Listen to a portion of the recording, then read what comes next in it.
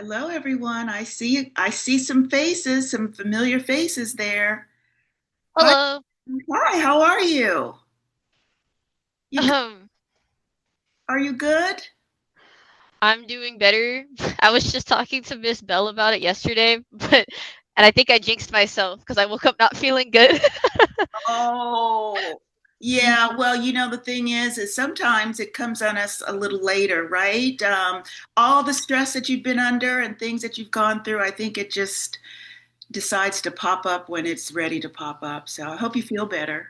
I appreciate it. I'm glad I could come to this one though, because I was sad about missing last week. I know we missed you for sure, and you can review the video. I did send it, and I think it'll be helpful for you. I certainly appreciate you. And hi, Michelle. I see you there too. Good Uh, morning. good morning, good afternoon, and good evening for where who's ever out there in different places, right? It's good to have you guys here. Today should really be um, a nice power packed. I think goal setting, that's what we're going to work on today. So, you know how we have to start on time. So, I'm hoping everyone will join us. Otherwise, we're going to go ahead and get started. So, not to get abruptly, deleted. So, we'll give it one more minute or so and then I'll go ahead and get underway. Michelle, how are you doing today? I'm doing well, and it's nice to hear you on the line, Saya. Right, it is. Yes. The gang's all here. Mm, very nice. So I think next week is our last workshop for the summer, if you can believe it. It seems like it's been forever, but I think next week is the final workshop. So we'll go ahead and get underway. As Yeah. Oh, I just had, did you have 10? I'm Was sorry, it, was there a total of 10?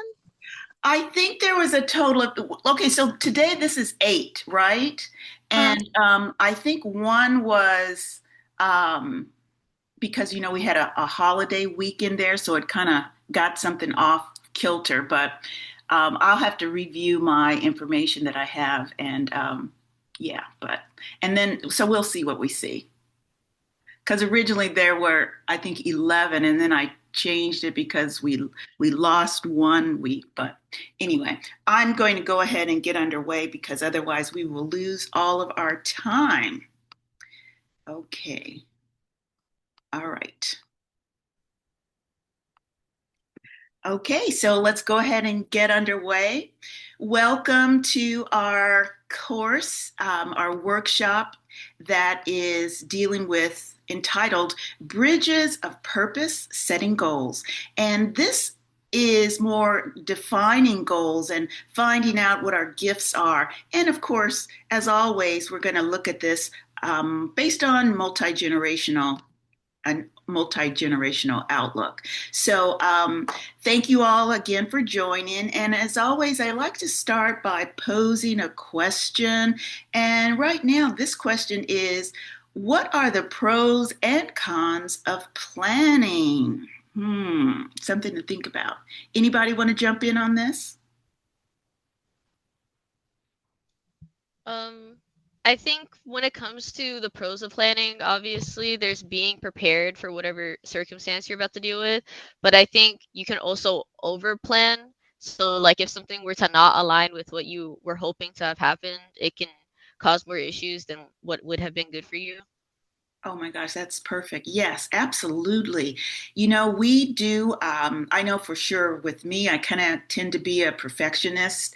And because of that, sometimes what I do, I don't feel that it's good enough. And so I come up short sometimes in my own expectations. But yeah, that was a perfect way to get started on all of this. Thank you so much. So this workshop today is going to involve goal setting, and I want to go over the theory behind that. There is a theory that was set in place in 1960, I believe. That's a long time ago, but it still does exist. We are talking about the pros and cons of goal setting, cultivating emotional fluency, and understanding the differences between generations and how we look at things and think about setting these goals. And also, we're going to talk about the shared values and community impact of goal setting, and also then reframing generational differences as assets for innovation, healing, and legacy building. So, and then finally, we're going to hopefully dive into a little bit of the homework that I sent out, just to get you thinking and planning from a holistic, emotionally intelligent set. So we have a lot to go over today. I hope it's power packed for you as it is for me. I learned so much from putting this together, and I want to share that information with you. So, something to think about: goal setting, the truth about unfulfilled goals. And I was thinking about this, it kind of woke me up at an odd time when I was thinking about setting goals you don't achieve doesn't make you a liar. I was thinking, you know, if we have a fear of failure, oftentimes our word is our bond kind of thing. And so that's where I was thinking along those lines. And oftentimes this fear of failure might come up, and we might perceive ourselves as a liar to others or to ourselves. If this makes us human, it certainly does. Life is unpredictable, and ambition often outpaces reality. That's something to really think about, you know? So, in that area of thinking, I want us to think about the intent and the outcome. A goal is a declaration or an intent, right? It's not a guarantee. Also, growth happens when we are trying during this process. So, if you don't reach those goals, and this process, hopefully it'll shape you and make you better, and you take it as a learning experience and learn to adapt and sometimes discover new paths. I know sometimes failure is an opportunity for new ideas and creativity. So fear of failure doesn't equal fear doesn't equal failure. Fear is a sign that you care. You know, oftentimes, even, you know, I think I discussed this when we were talking about public speaking, and we get nervous about this. We get a little fearful about it. It's because we do care. We want to do a good job. We want to put our best foot forward. So letting fear stop us is more limiting than failing itself. So that's something to think about. So we need to reframe this idea of how we think about goal setting.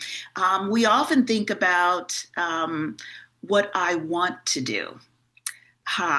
Or if only I had, right? And so we think about that, and sometimes we live in that scenario of a mindset, and these phrases carry longing and regret and self-judgment. If you didn't realize that, they do. So we need to find out more powerful tools and ways to clarify and to offer motivation to us. And we call that reframing that. So, for example, you know, I kind of call individuals on certain things. Well, if I want to do this. And so it's just like, well, you know, why stop there? A limiting belief. So if the phrase, I want to, but I probably won't, that's the unbelief stuff, part of it. So if we look at empowering and reframing it, so I'll take one step today. All right. So that's how we can reframe it. We don't have to eat the entire elephant. We have to do it one bite at a time.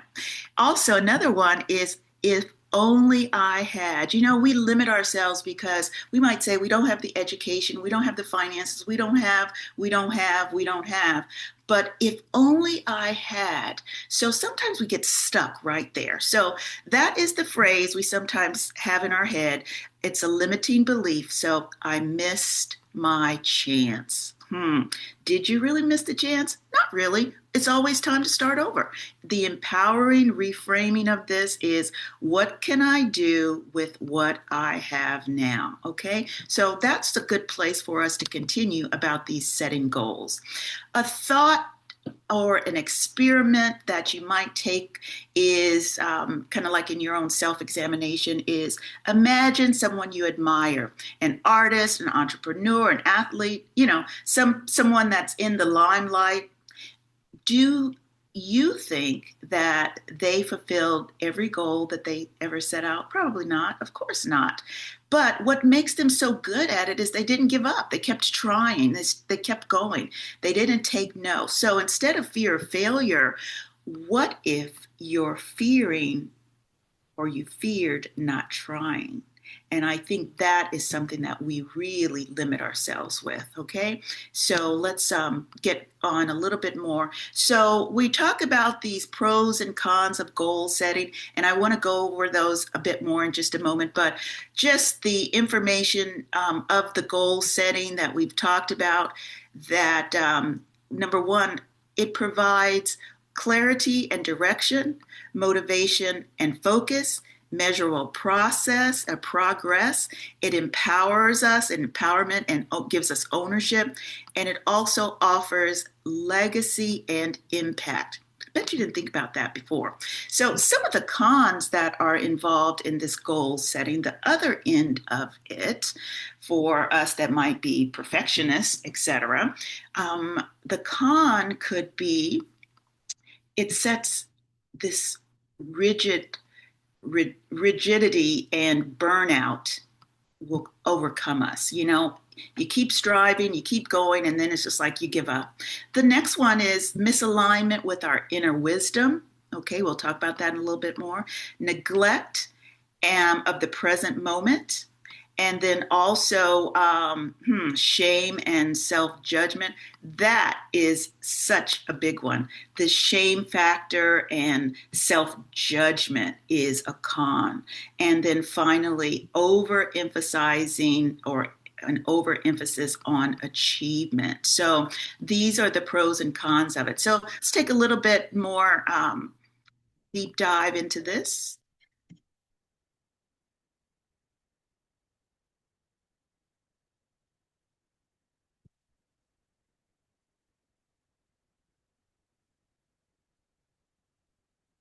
So, focusing on goal setting, well, especially in the context of leaders in motion, it isn't just about productivity. It's about intentional transformation. For mature adults stepping into new chapters, goal setting becomes a way to reclaim relevance, reframe identity, and activate your legacy. So here's how this happens as mature adults, decide to reclaim agency. Many older adults feel on the sidelines of the social narrative and are kind of at a point that they feel it's time to decline in their relevance. But goal setting restores a sense of choice, direction, and even ownership over one's story. That's what we're doing here in Leaders in Motion. Also, honoring the wisdom from those that have learned and experienced life before us. Additionally, creating emotional scaffolding. Intentional goals help to navigate this transition. For example, retirement, even loss, or reinventing ourselves. Activating legacy is very important to goal setting. These goals become vehicles for our storytelling, mentoring others, and also community engagement. It's a shift from what I did to what I'm still becoming. That's amazing, right? And also building intergenerational bridges. It's so important for us as mature adults to articulate new goals and even model this emotional fluency of resilience. Now, there's also the generation that is up and coming. A different kind of goal setting might be in mind. It isn't just the hustle and bustle of culture and the version of goal setting. It's goal setting with intention and grace and motivation. It's rooted in emotional truth, not external validation. That's pretty powerful. Also, flexible enough to honor and heal things that may have occurred to cause us to be a little doubtful about setting goals. Additionally, we are designing a new way to foster connection, not just achievement. So we need to actually lean in and allow this new opportunity to create yourself, even your relationships and your communities, that these goals will help to move you with intention, right? We want to be intentional. So, why would you like to set new goals and goal setting framework? Because it really helps us to move forward in this intentional living. Goal setting is a powerful tool for personal growth, for leadership, and transformation. But like any tool, it impacts, and the impact of what we do with it depends on how it's used. I often tell my kids, benefits are great, but if you don't use it, it's not really a benefit. So we need to look at the pros and cons of goal setting, especially through the lens of this emotional fluency and emotional intelligence that we've been discussing in our new invention of ourselves or the reinvention. So, for example, there's pros and cons of everything. So the pros, of course, of goal setting, it involves establishing clarity and direction. It gives us a roadmap. It also motivates us. It gives us a new way of motivating ourselves and offering us focus to create a new momentum and giving us something to strive for. Additionally, it allows an opportunity to offer a measurable scale and put that into process, which allows us to actually grow and track the growth. And also it allows us an opportunity to celebrate these milestones. Moreover, it empowers us. It offers empowerment and ownership. This also encourages agency and intentionality. It reinforces the belief that change is possible, and it is also within our reach. And finally, with the pros, it gives us an opportunity to set forth legacy and impact. It allows us to establish long-term visioning and beyond just the immediate tasks that we can sometimes get stuck in. Also, it supports intergenerational influence when goals are rooted in our values and our life experiences. So those are the pros. So what about the cons? Well, sometimes we can become too rigid and become burnout in our goal settings. This also, for some of us, we become overly fixed in these goals and can cause strife and stifle our creativity and adaptability. And it may lead to exhaustion if we pursue it and we become obsessive with this, especially for those that can be perfectionists. It opens up an area to quit if we're not perfect at it. Additionally, one of the cons of goal setting is it misaligns sometimes with our inner wisdom. Goals set from external pressures rather than an internal truth of our emotions can feel a little hollow. So This can reinforce cycles of comparison and inadequacy, and some of this will be an opportunity for leading us to burnout. Additionally, a con can show neglect of the present moment. Wow. If we become really hyper focused on the future and the outcomes, it may cause a disconnect from what we are going through in the present and the present joys that we can exhibit and find, and current insight of seeing others and being seen. Also, it can cause risks of bypassing emotional processes and really delving into relational depth. Another thing is the con is if we don't really set our goals or meet those goals, it may cause shame and self-judgment. This is really a problem for some of us that seek to be perfectionists and overachievers. We might find these unmet goals can trigger feelings and failure and even self-doubt. So we need to reinforce these limiting types of beliefs if not reframed with some compassion. And finally, in this area of some of the cons and goals setting, sometimes we can overemphasize this idea of achievement. Wow. It can really reduce the complex journeys of our checklist, and it might even undervalue our rest and being able to have reflection and relational healing as a valid form of this process. So we need to make sure that we have the right mindset in becoming leaders, in making sure that we are setting realistic goals in our future.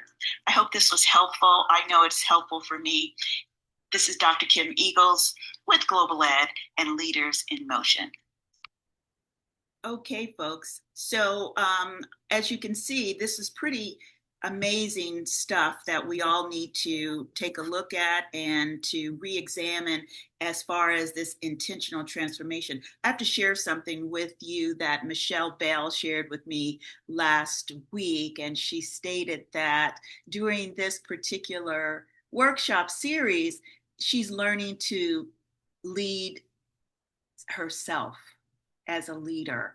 And I thought that was so profound, because if we don't have that particular tenacity to be our own self leaders, then what that becomes just our milestone, but also our a bridge for us to measure how we're growing. And so thanks again for sharing that. And this is a perfect segue for intentional transformation.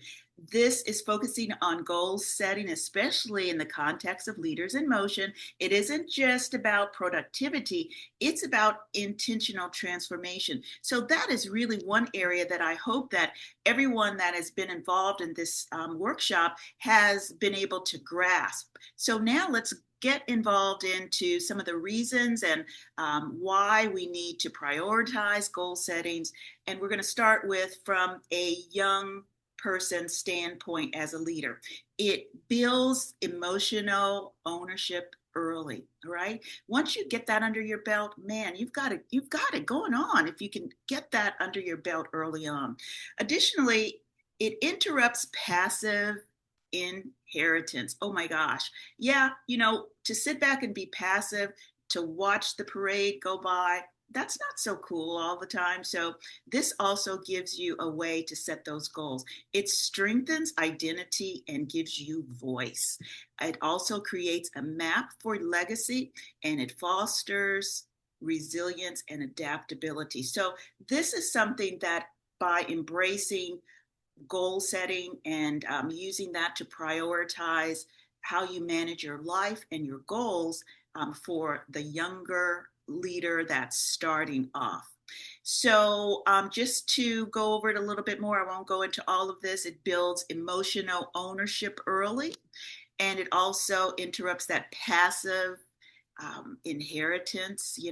It also gives us strength in identifying our voice, that self-confidence that it builds, that we need to be able to move forward.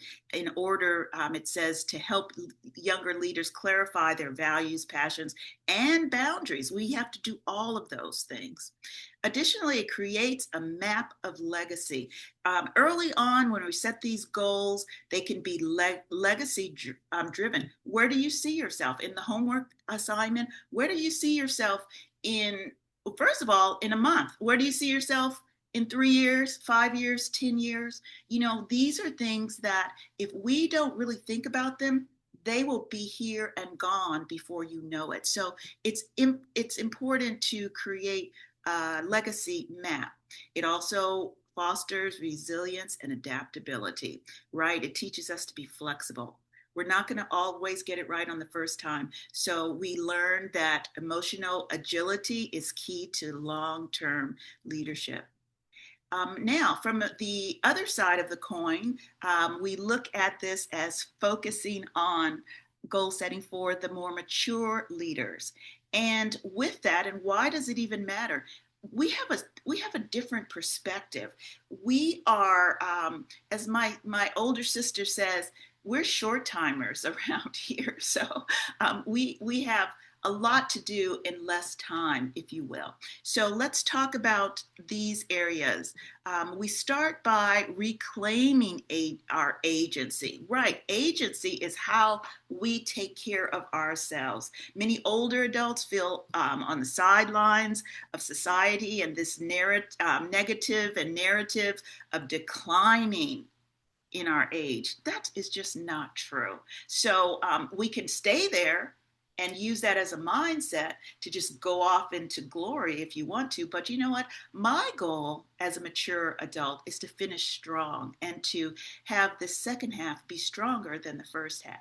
Goal setting restores a sense of choice, direction, and ownership of one's own story. Next, number two, honoring wisdom of our years. Yes, we have learned by life experiences. So setting goals at this stage aren't about climbing the ladder, not necessarily. It's not about the money and being a multimillionaire at a certain age. It's about deepening our impact. It helps to reflect on our values, our healing, whether emotional or physical healings, and the desire to leave something meaningful behind. My goal is to let my life be a legacy of hope and encouragement, not only to my own family, but also to my community and to my students. So that's why I keep going. Number three, creating emotional scaffolding. Oh, right. We have this intentional one on top of the other. We have to look at that as well, of these intentional emotional goals. Number four, activating legacy. Goals become the vehicle for our storytelling, mentoring, and community engagement. Number five, it builds intergenerational bridges. Of course, we have a story to tell, and we would like to pass it on and to bring and to motivate the next generation onward. Now, we kind of went through all of those. So now I just want to quickly move into the theory behind goal setting. This was originally instituted by Edwin Locke, and he did come up with the goal setting theory. And it was developed in 1960, which is a long way back, but hey, it happened. So, with that, his strategy was to be specific and challenging with these goals, to have clear objectives, get feedback. He says it's essential. That means you might have to share your goals with someone else, and that's in a safe environment in order to get some realistic and reliable feedback and have a goal commitment. If you don't have a commitment in your goal, it's useless. So we need to make sure that we are aware of that. So with that, this particular theory starts with having clarity in this complex world. Yes, we live in a very complex world. Things are ever changing. So we need to be clear and have specific goals. Number two, performance and engagement. Study shows that 80% of people perform better when they have some specific goals in line. And this was amazing to me and still is amazing. This neuroscience and backed by motivation. Goal setting activates the brain's reward system, boosting motivation. You know, oftentimes, if ever you look at the workforce, sales force, et cetera, it is built on goal settings, whether it is weekly goals, monthly goals, quarterly goals, or annual goals. And oftentimes we have some type of carrot that is waved in front of us as a motivating factor. Number four, strategic alignment. That's always important. Objectives and key results. Make sure you have those. They're going to give you a higher return. And then finally, personal empowerment. Now, I looked and I was wondering, well, this theory is older than most people on this in this workshop. So, um, is it still relevant? And so it states, and what my research shows is that in 2025, people crave autonomy and meaning. Setting goals, whether for wellness, relationships, or career, offers a roadmap to intentional living. So I believe that it is still relevant. What are the goals? They need to be well defined, clear intentions, and that feedback. Additionally, five key principles: clarity, challenge, commitment, feedback, and task complexity. Don't make them easy goals. Stretch yourself. Clarify, making them specific, measurable, and unambiguous. Okay, make sure they're clear. Next, challenge yourself. Make sure you're challenging. Don't make it too easy. That is very important. Commitment is crucial to these goals. Motivated to achieve. Make sure you're surrounding yourself with people that will help you along these tasks. Don't try to do it alone, because you know what? You will oftentimes let yourself off easily. The fourth principle is feedback. Make sure you have this loop of feedback. It's a vital role to setting goals. Make sure that's constructive feedback. It helps you to stay motivated and positive, and also give yourself room to make necessary adjustments. Number five, the task complexity considered in the scope and nature of the goal. Make sure it's measurable. You need to make sure that you have a starting point, midpoint, and then a finish goal line, okay? And stay organized and focused. That's number five. So, key factors to consider that Edwin Locke specifically um, suggest is: make sure you pay attention, you give effort, and you are persistent. I will share his link where you can watch this entire format on. I'll email it to you. Prioritize over work and distractions. We can so easily be distracted by certain things. Goal setting limitations. You know, what limitations are you setting for yourself? Are there any? How are you being motivated? What are you being motivated for? Make sure that it's ethical in the behaviors that you're striving towards. Now, that was the quick version, because we have about 4 minutes left to actually get to the homework and talking about this holistic, emotionally intelligent goal setting process. So I just wanted to take a moment to go over some of the takeaways from the homework. Of course, we don't have a lot of time, but we have about 1 minute for each of you, or some of you, to perhaps share what a takeaway was from your homework. Anyone want to start? Jump in there.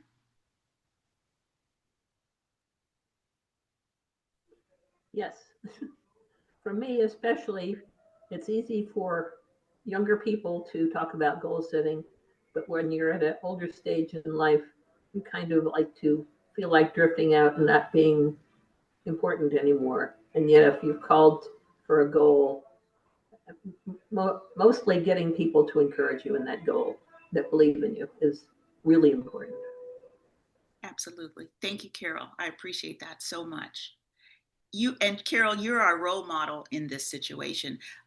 While the next person is getting ready to jump in there, Carol is my hero. She is not stopping at this stage in her life.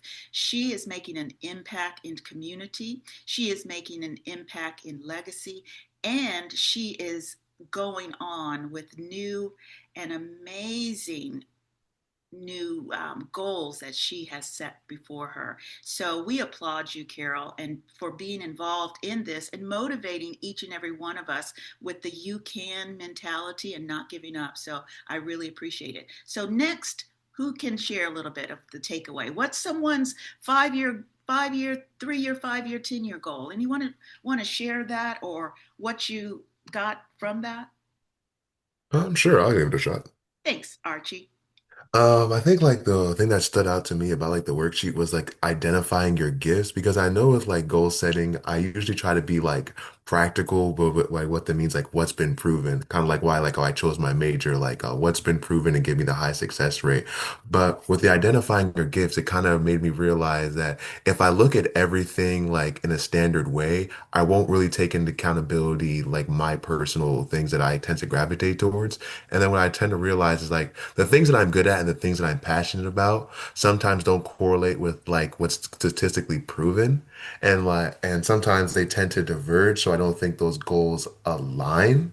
So I kind of like have to balance like the different goals I have. Like for school, I have to balance my goals of like being working in like the industry for like data analytics. But then with my passion for voice acting, I have to find like separate times to apply for roles, work on social media, do this. So it's like the real thing that really stuck to me about the whole goal setting is the fact that I have to find a way to not just make goals for myself, but find a way to like overlap those goals during the same time period, but also make progress in both. Wow, amazing. What what a realization and a truth, actually.